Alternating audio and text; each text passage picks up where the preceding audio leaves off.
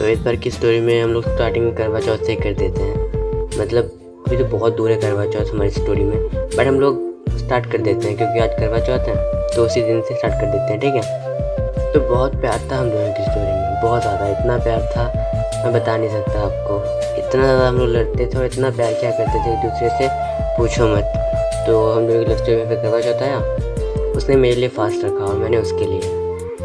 और मिड में वो कहने लगी मुझे बहुत तेज़ भूख लगी है, पेट दर्द कर रहा है मेरा बहुत ज़्यादा। मेरी क्यूट सी जान ना एक नंबर की भूख करती पेटूराम, उसको भूख बर्दाश्त नहीं थी, भूख ही नहीं रह पाती थी। तो मैंने उसको पूछा कि क्या हुआ, तो कहते हैं पेट दर्द हो रहा है। तो मुझे लगा कि नॉर्मल है, बट बाद में पता चला कि तबीयत ख़राब है उसकी, गर्ल्स प्रॉब्लम। जब मैंने ये सुना तो मैंने उसको बोला कि आप फास्ट तोड़ दो, कोई ना मैं मर जाऊँगा आपका फास्ट ना करने से।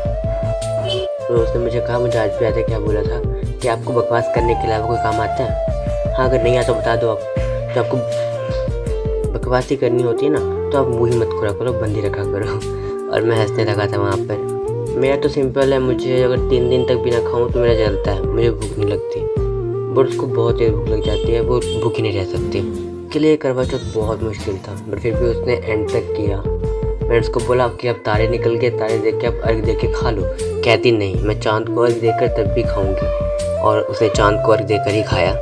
याद है मुझे कि हम लोग रात को भी बात नहीं किया करते थे, पर हर करवा चौथ के दिन हम लोग छुप छुप कर थोड़ी देर बात किया करते थे चाँद के निकलने के बाद, कि आपने खाना खा लिया, ये वो फ़ोन पे बात किया करते थे। और उसकी आवाज़ हमेशा फीकी रहा करती थी क्योंकि वो भूख बर्दाश्त नहीं करते थे। तो बट अब सिचुएशन बहुत अलग है, आज वो किसी और के लिए रखेगी, मेरे लिए नहीं।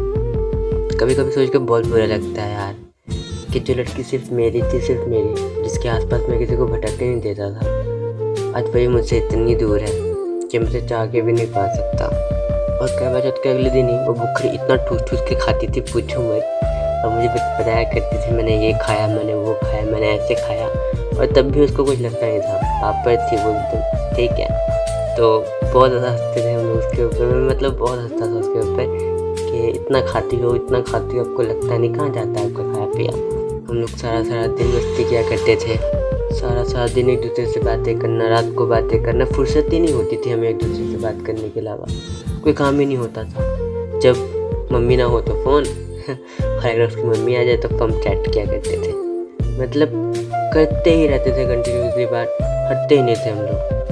पर कहते हैं ना हर कहानी मतलब मज़ेदार नहीं होती, एंड में जाके वो कहीं ना कहीं बिगड़ती है हर कहानी। और उस कहानी में एक ना एक विलन ऐड हो ही जाता है। तो मेरी स्टोरी में भी ऐसा ही हुआ, एक विलन ऐड हो गया और उस विलन ने पूरा प्यार ही ख़त्म कर दिया हम दोनों के बीच। मुझे तो आज भी है पर उसको मुझसे नहीं है, पता नहीं क्या हो गया है यार।